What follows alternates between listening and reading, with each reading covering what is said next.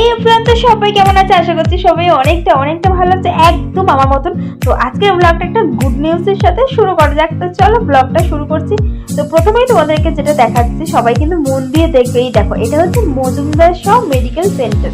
এটা হচ্ছে NH Majumdar Shah medical centre.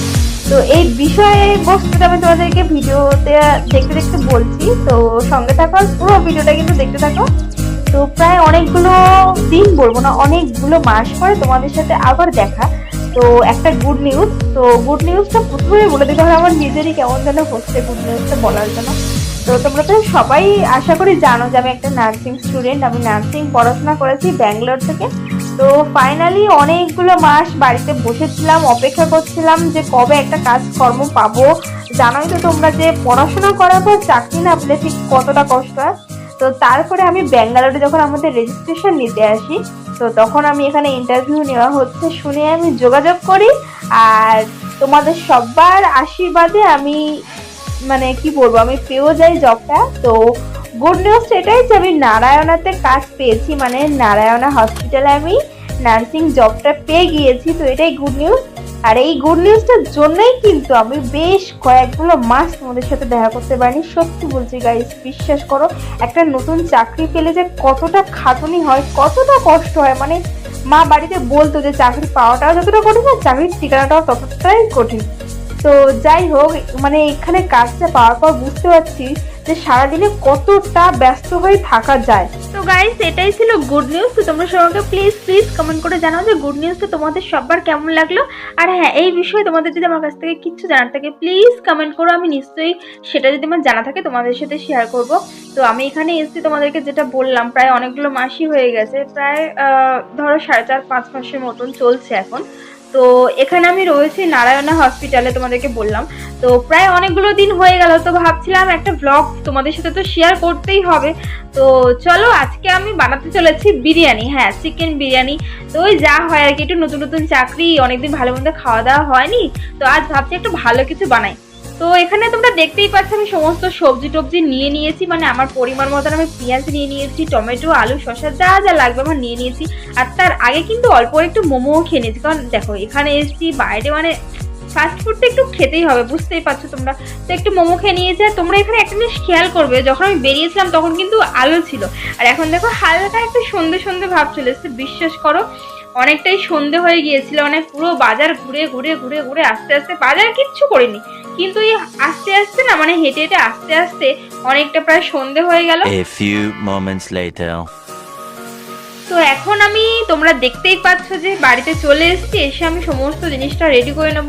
তো প্রথমে আমি চালটাকে ধুয়ে ভিজিয়ে নেব, আর তার আগে আমি কুকারের মধ্যে বসিয়ে দিয়েছি আলুটা সেদ্ধ।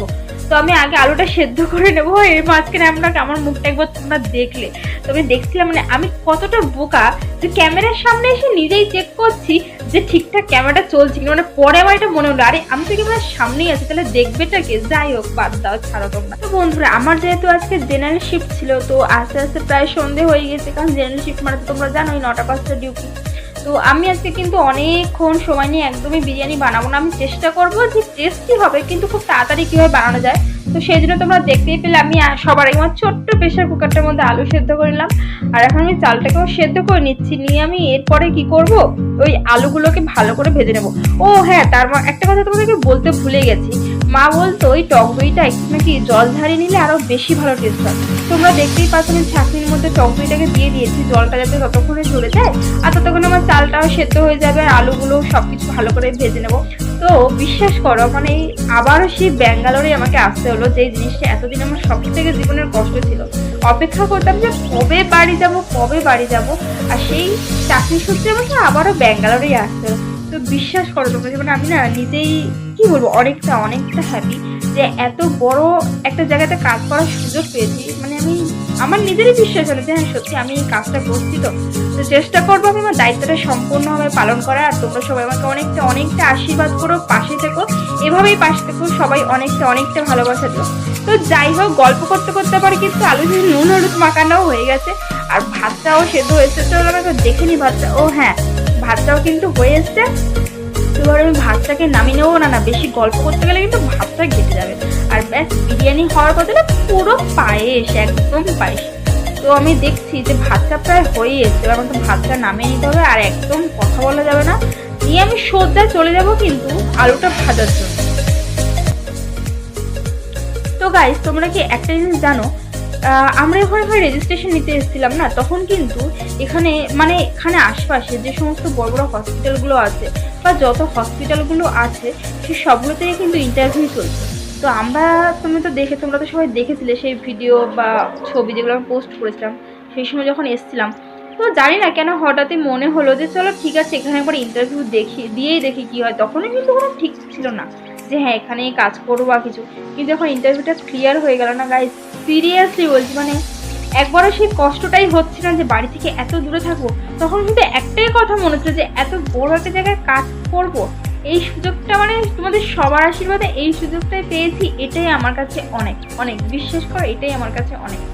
তো চলো আর একদম বেশি কথা না, আমার মাংসর মধ্যে নুন হলুদ চকদই সমস্ত কিছু মাখানো হয়ে গেছে, আর এদিকে আমার কড়াইটাও গরম হয়ে গেছে। এবার আমি এর মধ্যে দিয়ে দিচ্ছি রিফাইন্ড অয়েল।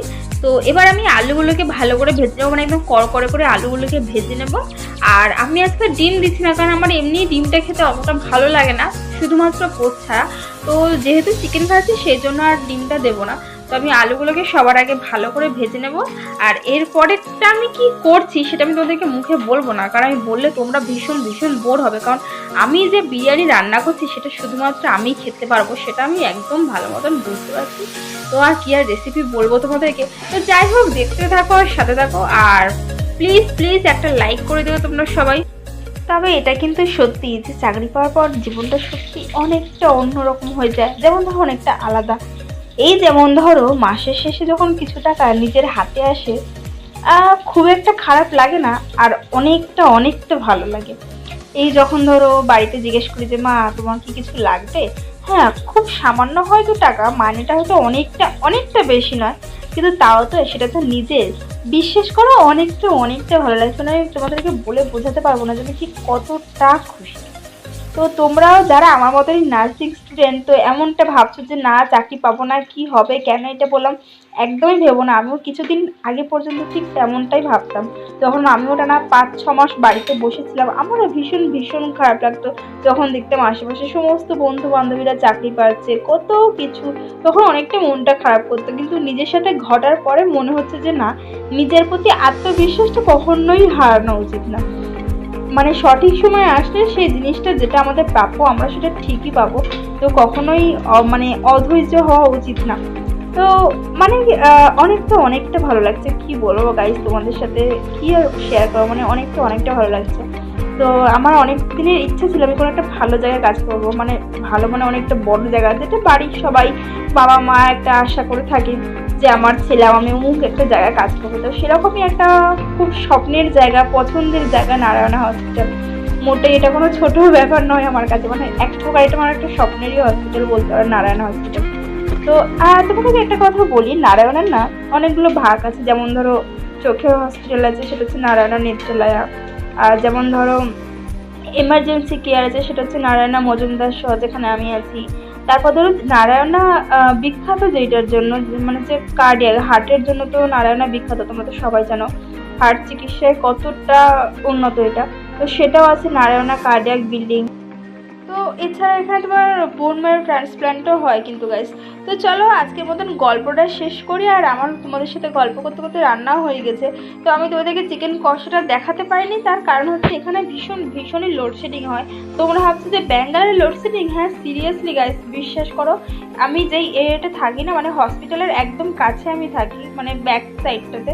তো এখানে না ভীষণ পরিমাণে লোডশেডিং হয়, তো সেজন্য আমি চিকেন কষার যে ভিডিওটা আমি বানাতে পারিনি, সরি গাইস। তো আজকের মতো এখানেই শেষ করছি, টাটা, সবাই অনেকটা ভালো থাকবে।